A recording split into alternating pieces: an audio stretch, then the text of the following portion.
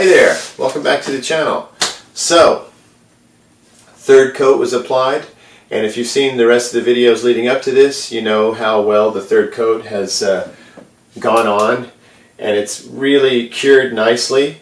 There's not much stuff that's come up on the surface that needs to be knocked off, so it just feels like everything kind of bonded with itself in just the right way. Which leads me to believe that third coat is like the magical moment where everything sort of just comes together. There's a really nice like matte sheen on there, and so what I'm going to do, the next step in the process, and this did cure for 48 hours. This was the 2-day point, and that really helps. That extra day, just make sure that the surface has had a moment to chemically bond with itself and begin the curing process, which just makes for a stronger, more durable and color fast end result. So let me take this off here. Got my gloves on. Got a little towel here because it'll put off a little bit of something or another. Not too bad at this point, and I don't plan on doing a lot of this. Just a little. I always worry about doing it here at the end because there's no more stain to put on. So if you knock off too much, there's no second chance. So let me just take a look at it under the light here. And I'm just going to go with the grain a little bit. I was a little more aggressive with this in the earlier phases than I will be now. Because like I said, I don't want to lose any of this finish at this point. I just want to make sure that anything that is risen to the top in the curing process, and you can see some of this dust start to fly, I want to eliminate that and then clean the guitar really well. Clean the surface really well so that we don't capture any dust or debris underneath the gloss. But we have another chance at it because from what I understand, I've never used these silver highlights before, but from what I understand, the only highlights that stay on are the ones that sort of embed into the grain. The rest you sort of wipe away. So if that's the case, there probably won't be a lot of the silver that gets left behind. So you'd have another chance to kind of carefully go over it after that. I guess. I don't know. We'll see what it looks like. I have no idea how this silver highlights thing is going to go because I have no experience with it. I'm a little nervous about it because it's just a new thing. But I'm also like super excited to see what the results are, like how it goes in. Because from what I understand from reading about the instructions, it will embed into the grain. Okay, and then one last little step I will take just before doing this step is to lightly go over it with the cheesecloth, the beeswax cheesecloth, and just make sure we're not leaving anything behind that's going to get trapped. Because I would like from here on for it to stay nice and clean and not have to do any more. Unless we need to after the silver highlights, but I don't want to have to do any more steel wool dusting or removal of debris. I would like from after we get the highlights on to begin our finish process. And I believe you, if I remember correctly, you scuff it a little bit in between those as well. So just would like to get it as clean as possible so that nothing gets trapped. Okay, so now put this about here, and now we're off into the unknown. Silver highlights. And you know what? I don't feel like I shook it up enough. I'm going to go back to the shaking process because I don't feel like I really did that. And I would assume this is the kind of thing where it's suspended in liquid, the glitter will be, and the sparkle. So you probably really want to get it mixed up really well. Okay, that's probably good. Yeah, it looks really thin. I bet it's really thin. So let's see what happens when I drop it in here. Yeah, it looks like model paint. Like when you paint a model back in the day when you were a kid. See if you can see that. It looks like a paint on like a Camaro model or a Porsche model would buy. Ooh, and now it's getting really silver. Looks like the Terminator 2. Okay, so got my rag here, and let's see what happens. Okay, so I'm going to start on the front, get this thing, and it pretty much soaked it all up. It's very thin. Just rub it in right here.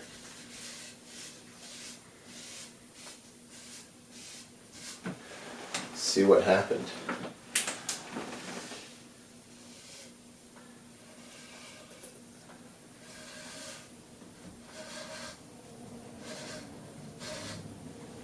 Oh, I can see it starting to hit. Now, from what I can tell from doing this first little bit, is you want to kind of find areas. Ooh, I know what to do. This light over here could be kind of like the spotlight. Yeah, this will help. You want to find little areas where you can see exposed grain. Maybe push against it. Yeah, like that. Ooh, I saw it go in that grain. Yeah, that's what you want to do. This is going to be interesting. I'm going to take my time with this because you can tell this is a point where you can have a lot of fun with this. Wow, that looks really cool. You can start to see it show up when you put the light on it. I don't think it's going to read that well on camera. So what I'm going to do is continue on working with it. Oh wow, look at that. It really does push it in and puts a sparkle on it. Really interesting. I think the entire guitar, when you put it under hot light like this, you're going to see an overall sparkle. And in other lights, you're going to see how it's embedded in in other lighting, you're going to see how the silver is embedded in the grain. Kind of like the pictures that you see on the site, the Wudtone site, and mainly the Wudtone site. I don't think the Build Your Own Guitar page has a picture of this finish. I think it has a picture of the finish, but you don't see the silver highlights. The Wudtone one is the one. Okay, so as you can see, what I'm going to do now, just to let you know, I'm going to just sort of apply to the rag, like so, and then just sort of rub it in. And I'm going to really work it in. Oh yeah, here's the spot right here on the back, the contour. I knew there was going to be certain spots that would take it, that it would really sink into the wood. Oh, that looks fantastic. Really, really cool. You can see the kind of sparkle coming in, and also it's adding like another kind of a little gray based tone. Ooh, I need to be careful, I'm knocking over back here. So anyway, I'm going to keep doing this. I'm going to apply it neat, going straight from the thing to the rag, and I'm looking for areas where it looks like it will take finish. Like it looks like, like right here on this horn, it just seemed like a spot where there was some open grain. And that's what I'm going to look for. I'm going to look for open grain. Carefully, don't knock that over. Yeah.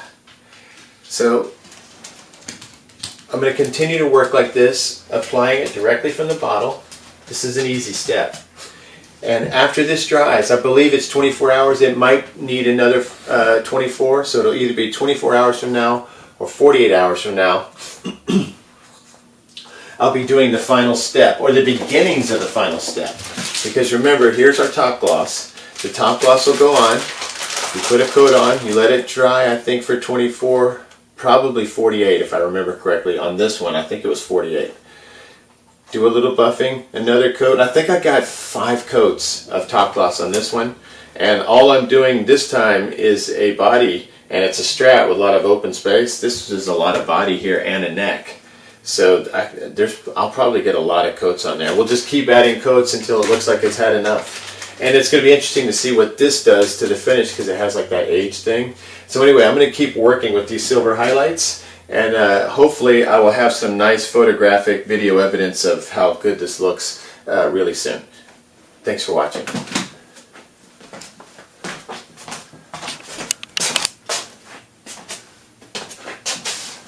Okay, quick follow-up on the silver highlights. Let's say you're building something and you want a little extra pizzazz, or you're the kind of person who just likes a little extra sparkle. Silver highlights. These are so cool. Overall, what I'm seeing right now is it's giving it like an overall, like right now from what I can tell, the whole thing is just like sparkling. Like you just added like kind of like a silver sparkle or a gold sparkle. Now I think that that is going to fade somewhat, and it's going to be more like in the grooves. And I also read that you're supposed to wipe down any excess because, you know, if it's not embedded in the grain, it's up to no good, and it's going to end up, you know, being removed, and you wouldn't want like pieces floating around underneath the top gloss.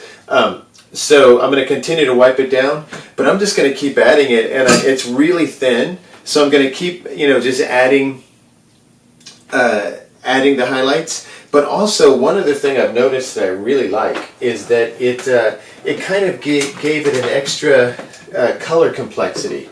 It added in a gray, and if anything, this finish could get just a little too candy, at least for my taste. So that sort of like knocked down a little bit of the color and gave it a little extra complexity, almost like a silver quality, like intertwined with the green, and like a little gray. Like on some of these like rounded moments, you see some of that. It really just it really finishes it. It's sort of like a car finish now. It has like that extra, you know, like when you have a fancy car or whatever that has a very deep paint job, and when the light hits it a certain way and you realize, oh wow, there's all this sparkle in here. Like this Les Paul is like that. If you get it in the right light, you can just see all this embedded, like just straight up sparkle in there. And it's really gorgeous and very subtle and subdued. This is way more loud, and this is, you know, the effect that they're going for. But I'm telling you, if you have any doubts about this, or if you're wondering about it, I'm kind of wishing I'd done it on here now. It just gives you like this, it's really, really gorgeous. I mean, it's really fantastic. This guitar is going to look incredible. Let me just see if I can show you some views. And I don't like the way the direct light works on it, because when you see it without super direct light, it looks more realistic. When you put the hot light on it, it just shows it in a way that I don't think is as flattering, because the finish looks just really, the complexity is what I'm really starting to admire. It's not just paint, it's not just a stain.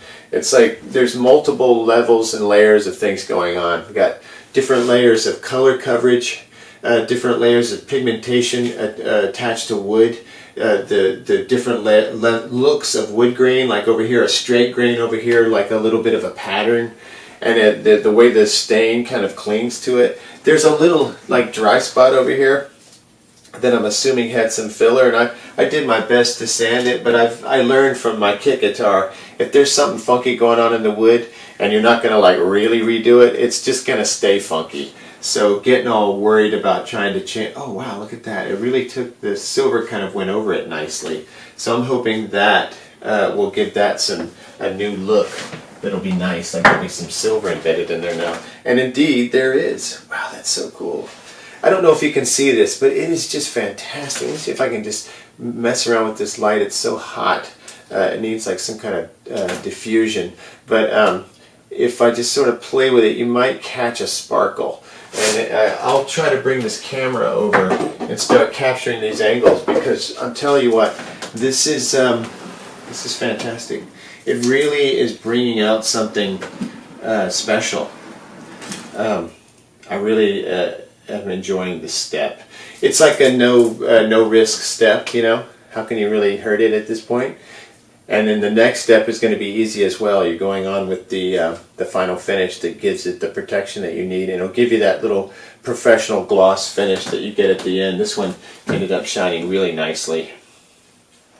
So anyway, I am pro silver highlights. I just wanted to give you an update, and as we continue to go on, I'll get more photo and video documentation of the way this finish looks. But it's got a real nice sheen to it now, and I haven't even started with the top gloss. This has added like a really beautiful sheen, and what it's done more than anything else is it's just added complexity to the look of the guitar. The body has something that it did not have before, that I really believe it needed.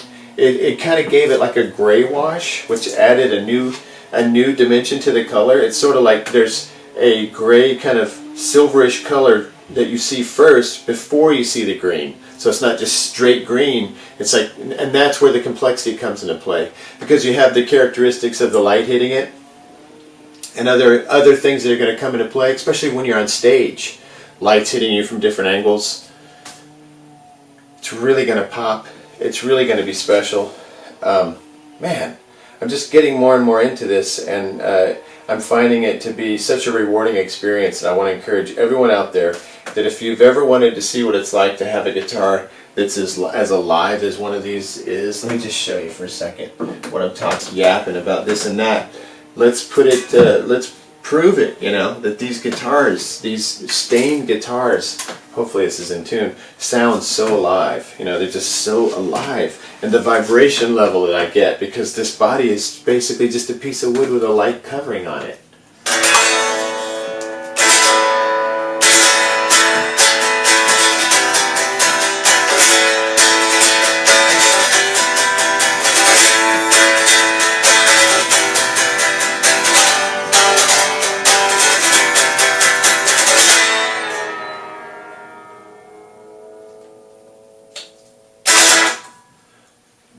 The level of vibration, the connection that you feel with the instrument, because it's not coated, you know.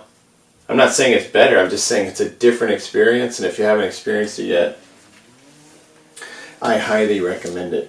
Alright, so anyway, thanks for tuning in. Silver highlights are wonderful. They just bring out the beauty. Thanks.